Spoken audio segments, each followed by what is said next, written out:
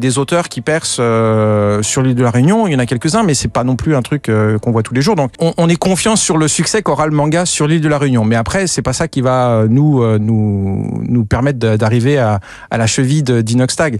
Donc c'est pas que ça nous fait peur, mais c'est juste que c'est vrai que c'est positif dans le sens où on voit de plus en plus de lecteurs français passer outre le fait que c'est dessiné par un Français. Et ça, c'est très bien. Moi, je me souviens des premières tentatives qu'il y a pu avoir en France de manga français. Il y avait des noms marqués en français, ça marchait pas.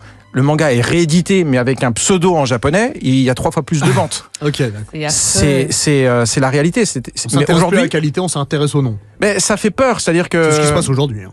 C'est comme ça, en réalité, on peut pas forcément vouloir au lecteur, même si, évidemment, c'est un peu jugé vite, parce qu'on n'a pas lu l'œuvre. Mais c'est vrai, en tout cas, à cette époque, quand on achetait du manga, c'est parce qu'on voulait lire des idées de japonais, des univers japonais. Et si on voulait lire une histoire d'un Français, on achète de la BD franco-belge. Enfin, vous voyez, il y avait un petit peu ce contexte. Et aujourd'hui, il y en a de moins en moins. Donc c'est bien.